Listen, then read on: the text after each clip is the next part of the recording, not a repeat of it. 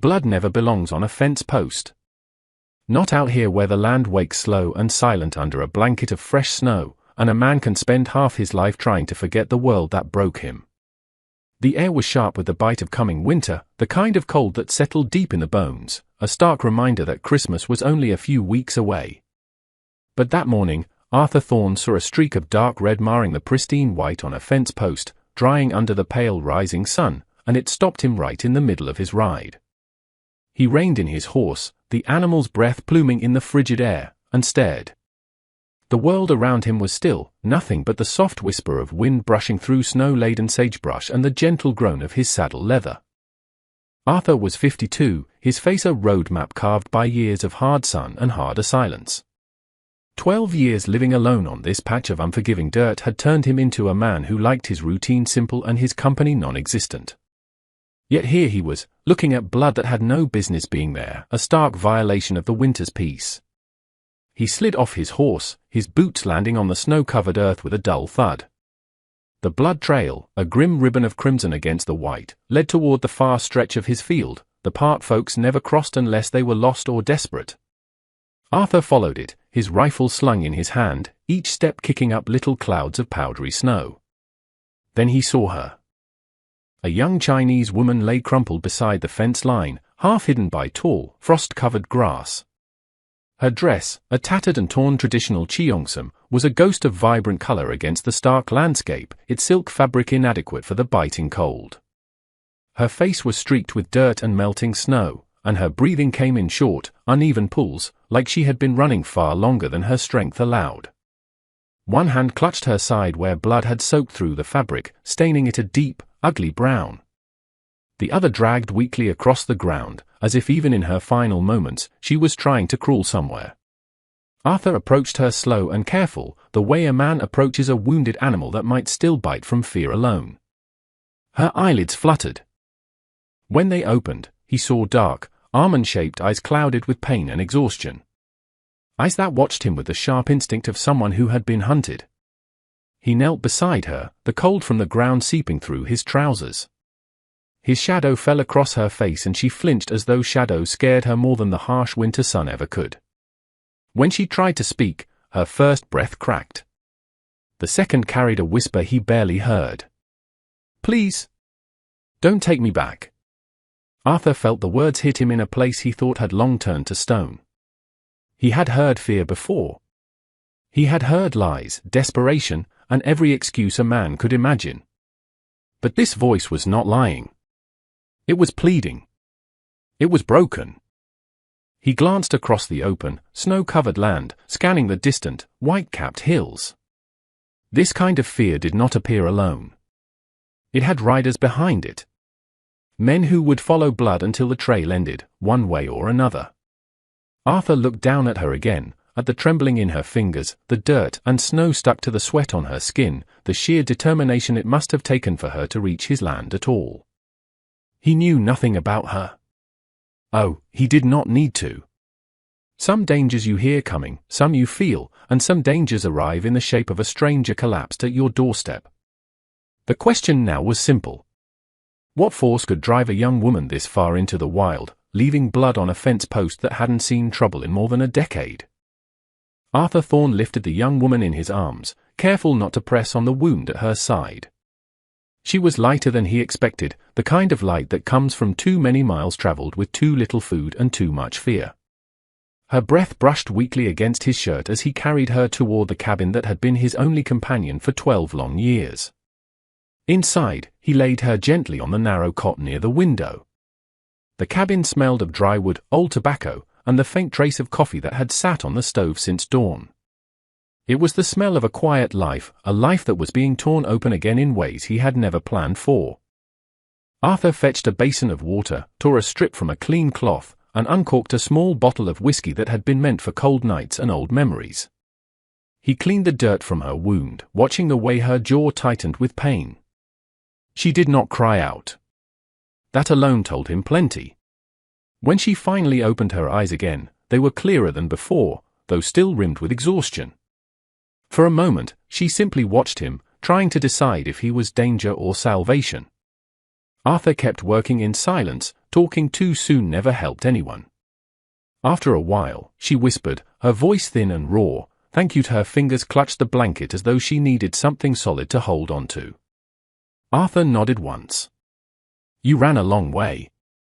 Someone chasing you?" The question lingered in the air like dust caught in a beam of sunset. She hesitated, then swallowed hard.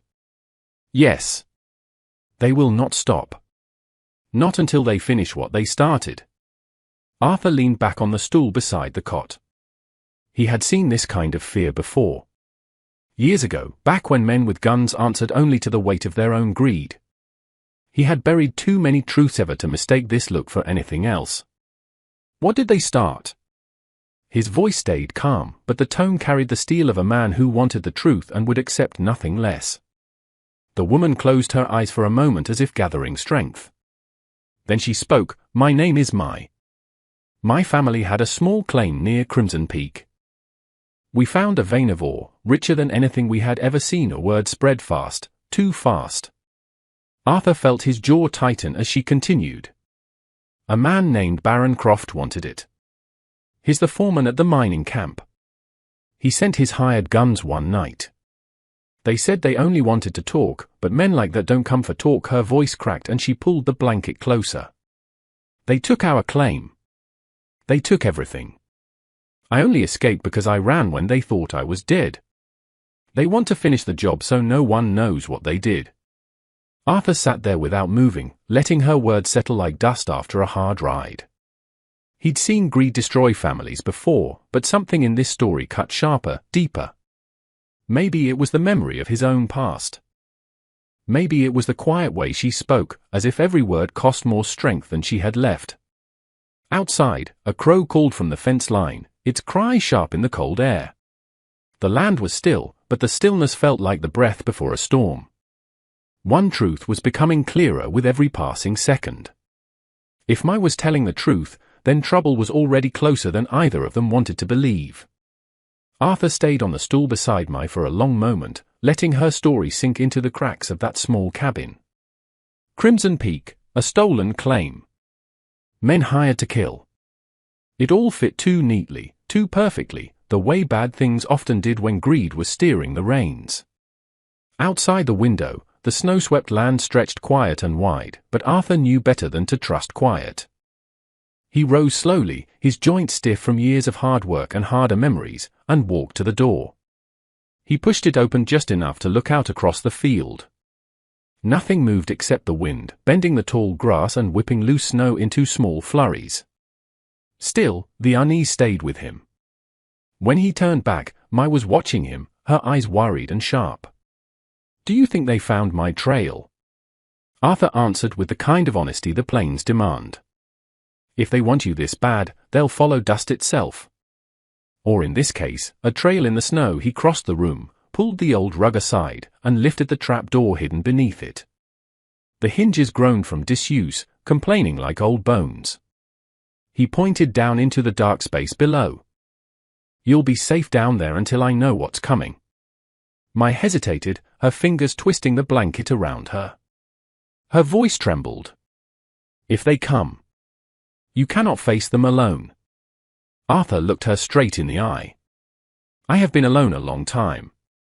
Long enough to know what I can handle." For a moment, she did not move. Then she took in a slow breath, gathered her strength, and climbed down the ladder. Arthur lowered the trap door and stretched the rug back into place, then stood still, listening. The cabin settled around him, creaking the way old wood always creaked, but one sound did not belong. Hoofbeats, faint at first, distant, but steady, muffled by the snow. Arthur stepped to the window and peered out toward the far ridge. The riders emerged from behind a low rise, their silhouettes stark against the white snow. They moved with purpose. Men hired to track and finish a job, men who wanted no witnesses. The riders slowed near the fence line, looking at the ground as their horses tossed their heads. One rider dismounted and crouched low, studying the earth. Arthur knew exactly what he was looking for. Tracks, blood. Any sign of a wounded woman trying to outrun death in the snow. The rider stood again and pointed toward the cabin. Even from a distance, Arthur felt the shift in the air. That moment when violence recognizes its destination. He stepped out onto the porch, rifle held loose but ready, his breath fogging in the cold. The boards under his boots groaned in warning. The lead rider called out, his voice sharp as dry whiskey. "We're hunting a thief, a liar, a trespasser. She ran through here. We just want to ask a few questions." Arthur answered without blinking, his own voice low and steady. "This land doesn't get visitors. You won't find what you're looking for." The riders exchanged glances, their horses fidgeting under the cold sun. Tension moved between them like a rattler sliding through underbrush. Arthur felt the weight of the moment settle on his shoulders because everything depended on what happened next. And the riders had already decided they were not leaving without searching his land. The riders drew closer, their horses snorting in clouds of dust and snow as they stopped just a few yards from Arthur's porch. The lead man sat straight in the saddle, his hands loose near his holster, his eyes sharp with the confidence of someone who had hurt enough people to believe he would never pay for any of it. Arthur felt his jaw tighten, but he kept his stance relaxed, the rifle balanced lightly in his hands. The man called out again, "We'll search your barn and your shed. It will only take a minute." Arthur gave him a slow nod. A free land lets a man make his own choices. But you should think twice before stepping where you're not welcome. The riders exchanged a look, the kind of look men share right before trouble sharpens. One of them clicked his tongue and guided his horse forward. Another followed, heading toward the barn. The third dismounted and began examining the dirt near the fence line. Arthur watched him closely. Tracking was an art, and that man moved like an artist, his eyes scanning the disturbed snow. The lead rider stayed where he was, staring at Arthur as if trying to peel away every secret with nothing more than his gaze. He smirked. "A quiet life out here. Strange that you wouldn't notice someone passing through." Arthur answered with the calm of a man who had spent years choosing silence over company. "I notice what I need to notice." The rider studying the ground suddenly raised his hand. Arthur felt the shift in the air. The man knelt again, brushed the snow with his fingertips, then pointed straight toward the cabin door. "Fresh tracks, small, light. Not your boots. Someone came here this morning." The lead rider grinned, showing the kind of smile that only grows from bad intentions. "Seems you have company after all." Arthur did not move. His heartbeat stayed steady, the way it had learned to stay steady long ago when survival depended on it. Inside the cabin, he imagined Mai holding her breath in the darkness under the floor. He hoped the trapdoor would hold. He hoped her fear would stay quiet. The lead rider swung down from his horse and stepped toward the porch. His boots crushed the brittle, frozen grass beneath them. Each step was slow and deliberate, like he wanted Arthur to hear every inch of his approach. When he reached the bottom of the steps, he rested his hand lightly on his pistol. Men who rest their hands like that rarely rest long. Arthur raised his rifle just a little, not enough to start a fight, but enough to show the line in the snow had been drawn. The rider tilted his head and said softly, "We're going inside." Before Arthur could answer, a sharp crack echoed from the cabin behind him. A floorboard, just one, just enough.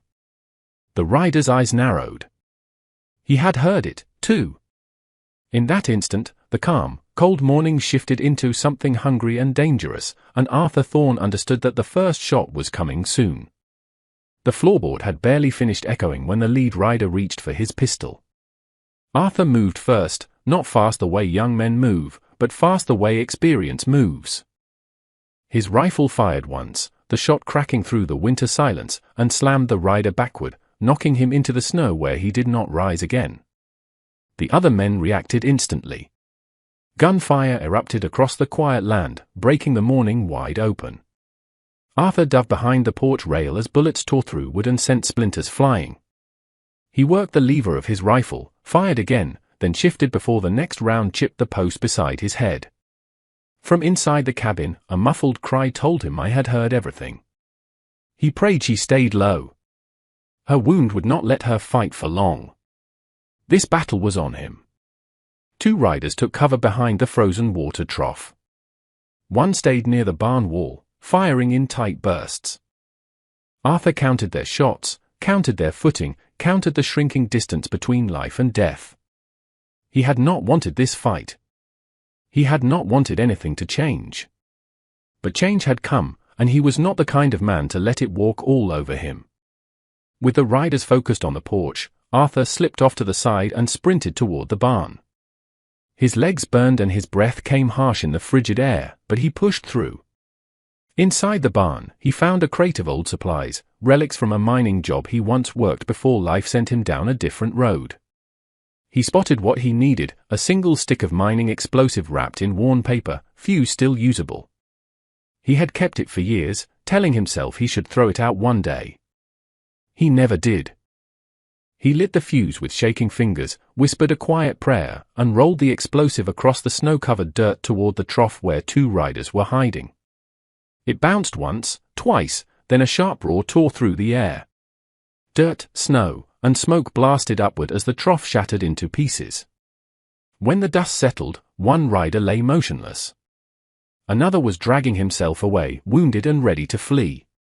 The last man near the barn wall stared in shock, then threw down his gun, scrambled onto his horse, and rode hard for the hills.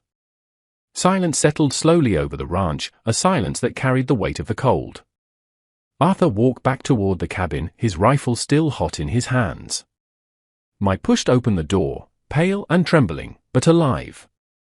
She looked at the bodies in the snow, then at him. Her voice broke.